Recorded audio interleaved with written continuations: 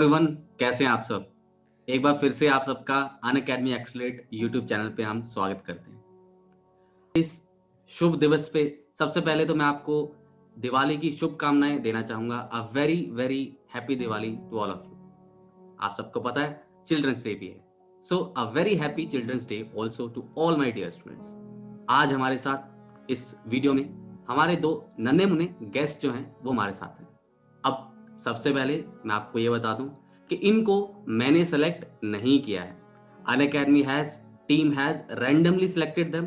तो कोई भी मेरे को ये मैसेज नहीं करेगा कि सर आपने हमें क्यों नहीं बुलाया। So let me introduce our guest here. One is Kajal Shah from my 11th emerge batch, and another is Shrivardhan. He is also from my 11th emerge batch. So these students have been randomly selected. So please don't message me. मेरे साथ कोई भी आप मन में ये मत रखिएगा कि सर ने हमें क्यों नहीं बुलाया और इनको क्यों बुलाया, ठीक है। चलिए, तो आज का जो सेशन है हमारा, उसमें हम डिस्कस करने वाले हैं इनकी कुछ प्रॉब्लम्स। ये जो प्रॉब्लम्स हमें बताएंगे, ये जो हमें क्वेश्चंस पूछने वाले हैं, आई होप ज्यादा मुश्किल क्वेश्चन मेरे से ना पूछें, लेकिन जो भी पूछेंगे I will try to answer to the best of my abilities. And I am sure ये जो इनकी क्वेरीज होंगी वो क्वेरीज बाकी बच्चों की भी क्वेरीज हो सकती है। इसलिए सेशन को एंड तक देखिए ताकि आपको आपकी प्रिपरेशन में बहुत सारी गाइडेंस मिल पाए, आप अपनी प्रिपरेशन को और इजी कर पाए। सबसे पहले I welcome Kajal. Hello Kajal, how are you? Hello sir, I am fine.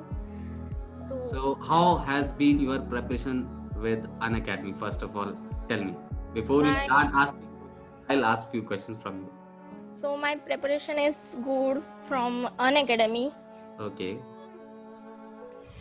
आपको कोई difficulties classes में face होती है? No या sir. सब अच्छा Yes. चल रहा है? अच्छा Yes sir. Okay. Hello Shrivardhan, how are you? Hello sir, I am fine. और तुम्हारी preparation कैसे चल रही है? सर अच्छी चल रही है, यानी कि हर एक चीज, यानी कि हर एक कॉन्सेप्ट, हर एक सब्जेक्ट अभी एकदम सही चल रहा है। बहुत बढ़िया। चलिए, तो without wasting any time let's start with your queries. तो कौन पूछेगा पहले question? So me. Okay Sir, so my first query is what should be our approach towards IIT JEE exam crack and select in IIT? Okay. So हमारी approach क्या होनी चाहिए ना, काजल पूछ रही है कि अगर हम इतने बड़े एग्जाम के लिए प्रिपेयर कर रहे हैं, हम अपना एफर्ट डाल रहे हैं, 2 साल का एफर्ट है, हमारे पेरेंट्स का पैसा लगा है, हमारा टाइम लगा है, हमारा करियर लगा है, तो हमारी अप्रोच क्या हो एग्जाम को लेकर। सबसे पहली चीज कि हमें जब हम इस प्रिपरेशन में चले जाते हैं, जब हम इसका स्टार्टिंग करते हैं, जब हम प्रिपेयर करना शुरू करते हैं, तो हमें ये ध्यान रखना है कि हम जब इसकी प्रिपरेशन शुरू करेंगे तो हमें अपना कंपैरिजन जो है वो बंद कर देना है। हमें दूसरे बच्चों के साथ अपने आप को कंपेयर करना बंद कर देना है, क्योंकि जब हम अपने आप को कंपेयर करते हैं ना दूसरों के साथ, तो हमें बहुत बार डीमोटिवेशन होती है, या फिर कई बार हम ये सोचते हैं कि हमारा फ्रेंड नहीं पढ़ रहा तो मैं भी नहीं पढ़ता। तो सबसे पहले अप्रोच को सही करने के लिए हमें कंपैरिजन को बंद करना पड़ेगा। हमें ये छोड़ना पड़ेगा कि हमारी क्लास में कितने लोग जल्दी आंसर दे रहे हैं, कितने लोग की स्पीड हमसे ज्यादा है, कितने लोग हमसे पीछे हैं, कितने लोग हमसे आगे हैं। ये सारी चीजें हमें भूल जा रही है। हमें केवल कॉन्सेंट्रेट करना है खुद पे। हमें केवल ये देखना है कि मैं जितने घंटे आज पढ़ रहा हूँ, क्या मैं उतने घंटे कल पढ़ पा रहा हूँ। अगर वो घंटे कम है, अगर the number of hours is less, can I increase those hours tomorrow. अगर आज मैं 3 घंटे की सेल्फ स्टडी कर रहा हूँ, तो क्या कल मैं 3.5 घंटे की, 4 घंटे की सेल्फ स्टडी निकाल पा रहा हूँ। हमें अपने आप को ग्रेजुअली इंप्रूव करना है। तो ये जो 2 साल की जर्नी है, that is the gradual improvement that will be doing in the next 2 years। And अगर हम अपने आप को इम्प्रूव कर रहे हैं, धीरे धीरे अप्रोच हमारी जो है वो सही हो रही है, हम कंपैरिजन को छोड़ते जा रहे हैं। एकदम से तो कंपैरिजन नहीं छूटता है, बट धीरे धीरे जैसे जैसे हम कंपैरिजन को छोड़ते चलेंगे, हमारी अप्रोच सही होती चलेगी, हम खुद को इम्प्रूव करते चलेंगे। तो अगर हम ऐसा सब करते हैं तो by the end of 2 years we'll have a large knowledge. Content हमारा इतना स्ट्रांग हो जाएगा, हमारा खुद पे कॉन्फिडेंस जो है वो बहुत बढ़ जाएगा। और जो कॉन्फिडेंस है, जो पॉजिटिविटी है ना, उसके साथ अगर हम प्रिपेयर करेंगे, पॉजिटिव अप्रोच के साथ प्रिपेयर करेंगे, तो हम बहुत बढ़िया रिजल्ट ला पाते हैं। तो इन शॉर्ट, अगर हमारी अप्रोच कैसी रहनी चाहिए, हमारी अप्रोच हमेशा पॉजिटिव रहनी चाहिए, चाहे जो भी सर्कमस्टांसेस रहें, चाहे जो भी कंडीशंस रहें, हमें पॉजिटिवली वर्क करते रहना है और अपने आप को इम्प्रूव करते रहना है। I hope that answers your query. Yes, sir. Okay. So Srivardhan, I think will be asking the next one. Okay, sir. Yes, sir. Sir, I am literally facing some time management issues. Okay, Okay. I agree that there is an COVID-19 outbreak. तो Okay. फिर हम घर पे ही रह रहे हैं और इतना सारा टाइम है, लेकिन फिर भी टाइम मैनेज नहीं होता। यानी कि अभी फिजिक्स का टॉपिक लो तो फिर ऐसा लगता है कि यार मैथ्स और केमिस्ट्री पीछे जा रहा है, Right. मैथ्स लो तो लगता है फिजिक्स पीछे जा रहा है। तो Right. फिर sir what can we do about it?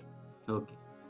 So this is a standard problem which is I think faced by many of the students.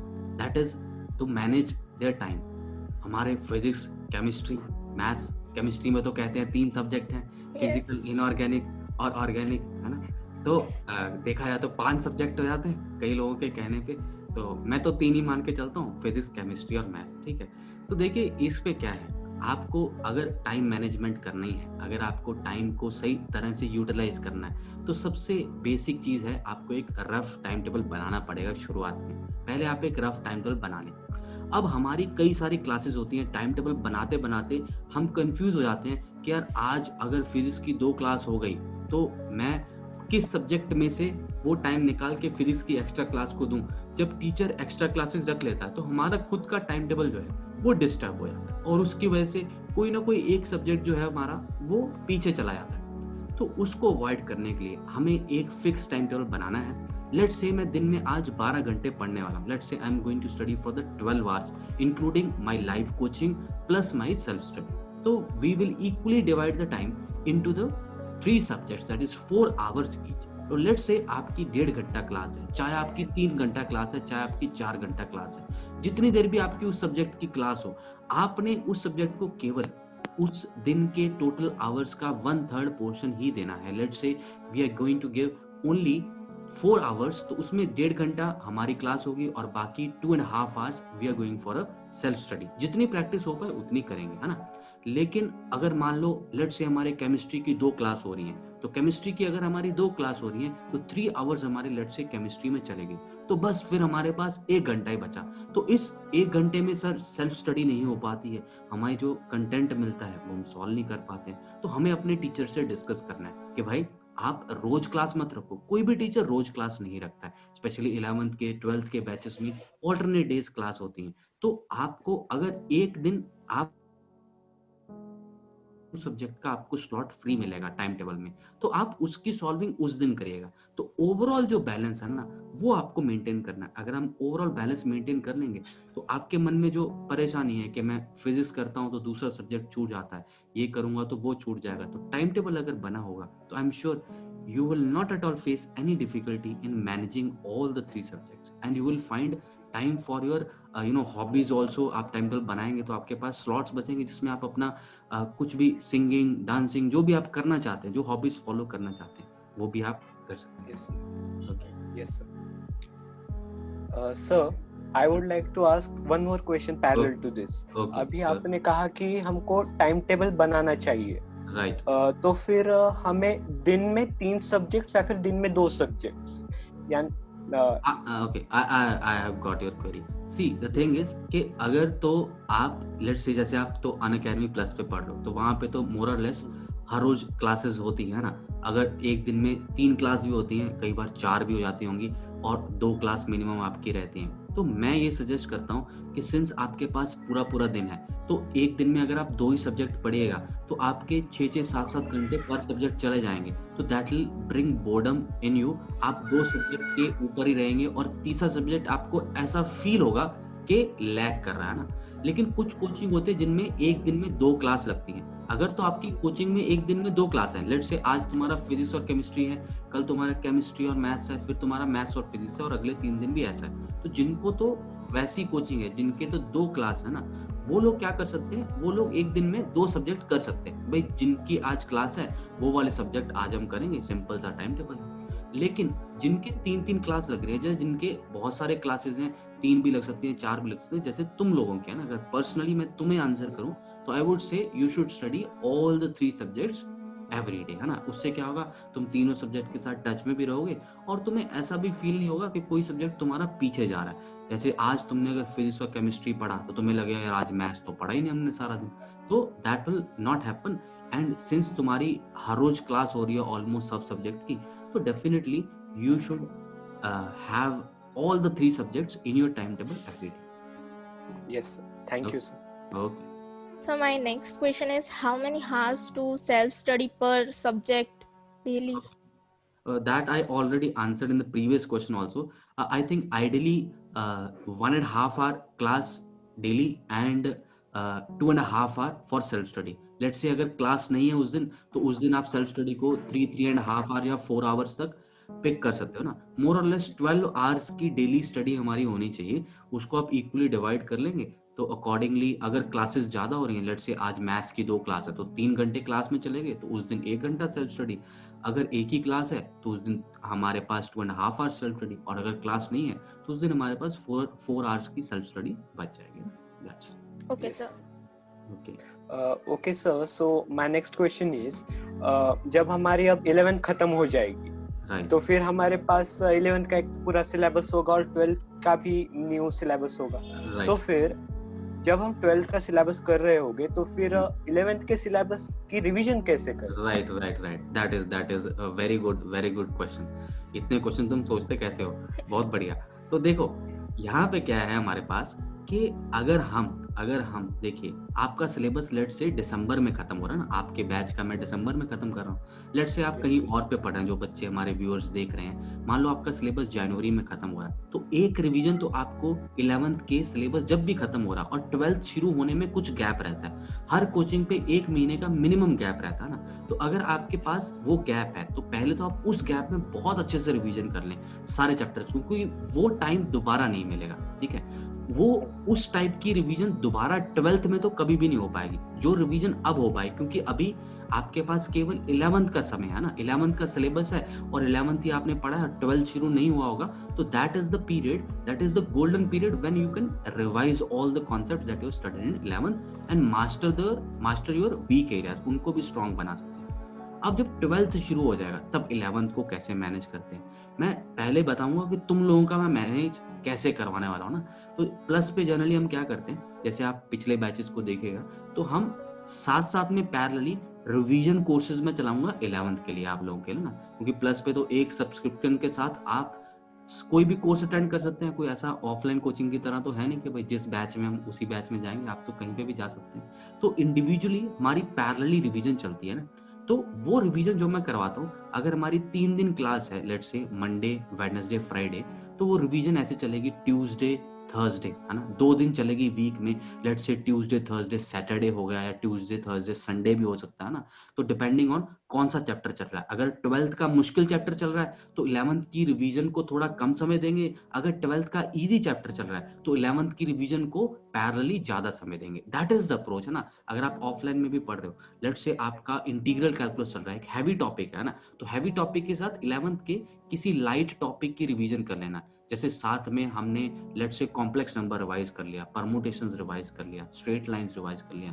अगर हमारा 12th का एक इजी टॉपिक चल रहा है, लेट्स से मैट्रिसेस डिटरमिनेंट चल रहा है, तो उसके पैरेलल में आपने 11th का एक हैवी टॉपिक कर लिया, let's say conic section revise कर लिया। तो that is how you have to manage. ठीक है, तुम लोगों का तो चलो मैं खुद ही मैनेज करूंगा, लेकिन जो लोग कहीं पे भी पढ़ रहे हैं और कोचिंग में पढ़ रहे हैं, तो वो लोगों को खुद से मैनेज करना पड़ेगा कि अगर 12th का टॉपिक हैवी है तो 11th का लाइट टॉपिक उठाएंगे, लेकिन 12th का जो करंट टॉपिक है उसकी प्रायोरिटी रहेगी हमेशा, उसको सबसे पहले हमें पढ़ना है। 11th की वजह से तुम्हारा 12th नहीं वीक होना चाहिए ना। ऐसा ना हो कि हम 11th रिवाइज करते रह गए और हमने 12th नहीं किया। अब हम 12th में अगर पढ़ने लगे हैं ना, तो 12th में जब हम पढ़ेंगे तो 11th को भी साइड करना है, but priority should be 12th and you have to manage the hard topic and the easy topic, right? Yes, sir.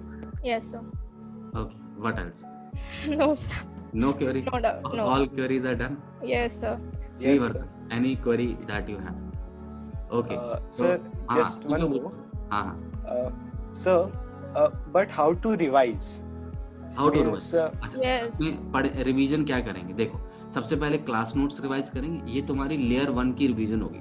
पहली लेयर 1 की रिवीजन में जब तुम रिवाइज कर रहे हो तो कई सारे पार्ट्स में रिवाइज करो। लेट्स से 3 मंथ में तुम रिवीजन कर रहे हो ना, अप्रैल मई जून जुलाई अगस्त सितंबर अक्टूबर नवंबर दिसंबर, इस फेज में तुम रिवाइज कर रहे हो। जो पहला फेज है हमारा, उसमें तुम सारे पहले चैप्टर्स के क्लास नोट्स को अच्छे से रिवाइज करो पहले फेज में। सेकंड फेज में yes, sir. तुमने जो 11th में क्वेश्चन सॉल्विंग करी है उसको रिवाइज कर लो। और थर्ड फेज जो होगा तुम्हारा, वो तो जेई मेन के बहुत पास में आएगा, तो उसमें तो मोस्टली तुम्हारा 12th का सिलेबस तो खत्म हो गया होगा सितंबर तक, है ना। तो अक्टूबर नवंबर दिसंबर में तो तुम्हें वैसे ही फाइनल एक रिवीजन करनी है, जिसमें तुम्हें notes, previous year question solving, क्योंकि तुम अभी साथ साथ भी प्रीवियस ईयर क्वेश्चन कर ही रहे हो, तो 11th में सॉल्विंग तो हो ही चुकी है। हम 11th को जेई लेवल तक तो लेके जा ही चुके हैं, बस हमें जो क्वेश्चंस हमने किए हैं, है ना, उसको बार बार रिवाइज करना है। That is what we have to do, है ना। कुछ नए क्वेश्चंस देख लेंगे, कुछ पुराने क्वेश्चंस जो मार्क किए हैं उनको कर लेंगे, प्रीवियस ईयर क्वेश्चंस कर लेंगे, है ना। तो हमें सिलेबस के बाहर नहीं जाना है, बहुत सारी नई चीजें नहीं सीखनी है। जितनी भी नई चीजें सीखनी है वो 11th में सीख लेंगे 11th की, क्योंकि 12th में वैसे ही 12th की बहुत सारी नई चीजें हैं। Yes. उस समय 11th की सीखेंगे तो 12th कब पढ़ेंगे ना। तो इसलिए मैनेज करना है, पॉजिटिविटी बनाए रखनी है। अगर परेशान होंगे ना तो परेशानी का हल कोई नहीं है। अगर हम बिना बात के परेशान होते रहें कि भाई मेरा रैंक आएगा कि नहीं आएगा, उसको प्रोकास्टिनेशन कहते हैं। तो प्रोकास्टिनेट नहीं करना। अगर हम उसमें चले गए तो हमारा बहुत सारा समय तो प्रोकास्टिनेशन में जाएगा और बाकी हम डीमोटिवेट होंगे, वो बात अलग है ना। तो इसलिए हमें पॉजिटिविटी बनाए रखनी है, ज्यादा सोचना नहीं है, बस ऐसा देखना कि कल जो मैंने किया था आज मैं उससे बेटर कर रहा हूँ कि नहीं कर रहा हूँ। That is the only. Okay, Yes, sir. Thank you, sir. तो और भी कोई Thank you, sir. क्वेरी है तो पूछ लो। I can wait. I can take few more queries if you have. And if we are done, then we'll say goodbye to all our learners. Tell me. No, sir. Thank No, you, sir. Thank you, sir. Okay. Okay. All right. So I hope बाकी लोगों को भी इनकी query से कुछ सीखने को मिला। I am very much thankful to both of my dear students for joining in. And हो सकता है आने वाले दिनों में हम आप में से किसी एक को यहाँ पे फिर से प्लेटफॉर्म पे बुलाएं और आपकी क्वेरीज भी लें। तो बने रहिएगा हमारे चैनल के साथ, सब्सक्राइब करें एंड पढ़ते रहिए, खुश रहें। I wish you all a very happy and safe day. Thank you. चल उठ जा, let's crack it, जोर दे लगा, let's crack it, भीड़ को छोड़ दे।